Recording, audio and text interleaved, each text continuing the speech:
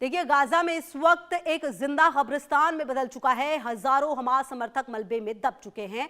हजारों का कोई सुराग नहीं है। सीज फायर की बातें हैं, लेकिन जमीन पर राहत अधूरी है। डिटेंशन और हिरासत को लेकर नए सवाल उठ रहे हैं और पूरी दुनिया पूछ रही है, क्या इंसानियत इस मलबे में दब जाएगी?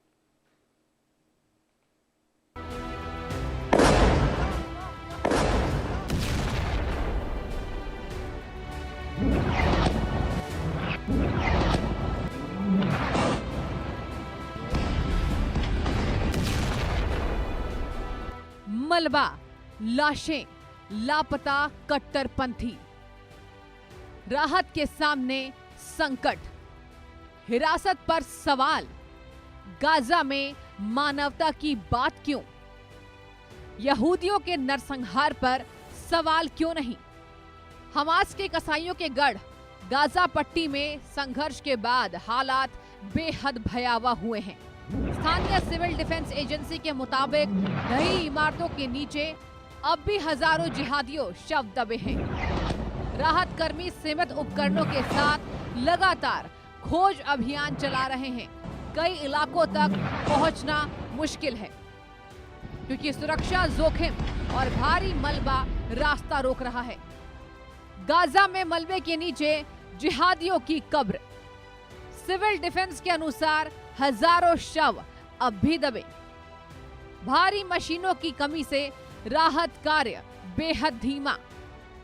कई इलाकों में पहुंचना सुरक्षा कारणों से कठिन। खोज अभियान संसाधनों के अभाव में बाधित हो रहा। सर्च ऑपरेशन के बीच हजारों लोग अब भी लापता बताए जा रहे हैं।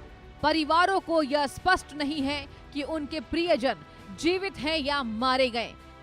लंबे समय तक मलबा हटाने में देरी के कारण कई शव पहचान से बाहर हो चुके हैं। विशेषज्ञ मानते हैं कि यह संकट केवल युद्ध का नहीं बल्कि मानवीय आपदा का भी रूप ले चुका है। लापता कट्टरपंथियों की चिंता किसको? 3000 से अधिक हमास समर्थकों का अब तक पता नहीं। परिवारों के सामने जीवन मृत्यु की अनिश्चितता बनी। मलबे में दबे शवों की पहचान कठिन होती जा रही।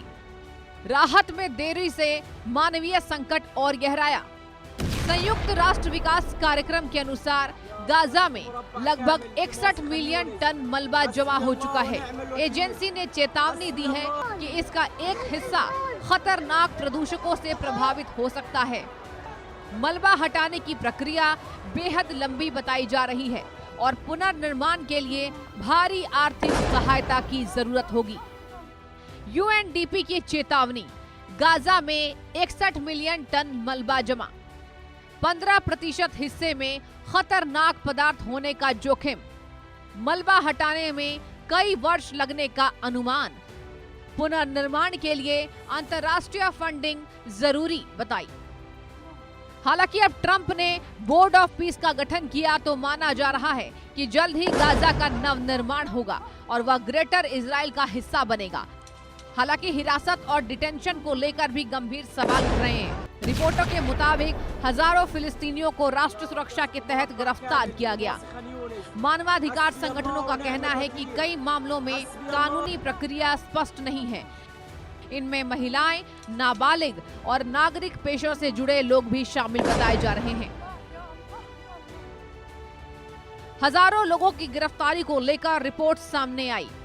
मानवाधिकार संगठनों ने प्रक्रिया पर चिंता जताई। महिलाओं और नाबालिगों के शामिल होने की भी चर्चा। कई मामलों में आरोप और ट्रायल की जानकारी अस्पष्ट। 7 अक्टूबर 2023 के बाद से संघर्ष में भारी जान माल का नुकसान हुआ। उपलब्ध आंकड़ों के अनुसार मृतकों में बड़ी संख्या बच्चों, बुजुर्गों और महिलाओं की है। गाजा का अधिकांश बुनियादी ढांचा क्षतिग्रस्त हो चुका है। विशेषज्ञों का मानना है कि स्थायी शांति और पुनर्निर्वास के बिना यह संकट आने वाले वर्षों तक बना रह सकता है। तबाही का बड़ा पैमाना। संघर्ष के बाद गाजा में भारी जनहानि दर्ज। बच्चों और महिलाओं की संख्या सबसे अधिक प्रभावित। बुनियादी ढांचा लगभग पूरी तरह क्षतिग्रस्त बताया गया। पुनर्वास और शांति प्रक्रिया लंबी चुनौती बन सकती। कुल मिलाकर गाजा की स्थिति को देखकर लिबरल गैंग जो कभी मानवाधिकार के नाम पर तो कभी न्याय के नाम पर अपनी रिपोर्ट देते हैं, ये भूल जाते हैं कि यहूदियों का भी मानवाधिकार होता है। इन्हें गाजा के मलबे की चिंता है, लेकिन यहूदियों के नरसंहार पर इसकी कोई रिपोर्ट नहीं आती है। कुल मिलाकर गाजा में मलबे के नीचे दबे शव, लापता लोग और राहत की कठिनाइयां एक भयावह तस्वीर पेश कर रही है। यह संकट केवल युद्ध का नहीं बल्कि मानवता की जिम्मेदारी का भी सवाल है। अंतर्राष्ट्रीय एजेंसियां चेतावनी दे रही हैं कि पुनर्निर्माण में वर्षों लगेंगे। अब सबसे बड़ा मुद्दा यही है, क्या इस त्रासदी के बीच स्थायी समाधान की राह निकलेगी। Bureau report, India news.